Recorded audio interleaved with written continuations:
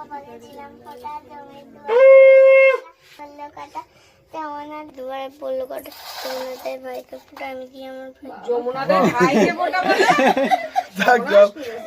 জমের দুয়ারে পড়লো কাটা যমুনাদের ভাইকে ফোঁটা আমি দিয়ে আমার ভাই ব্যাস আর না।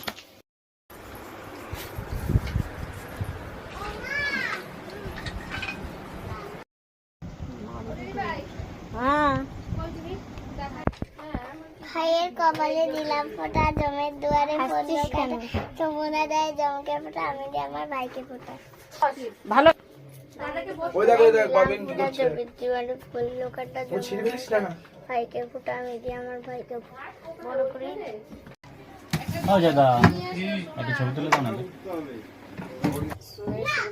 এ কি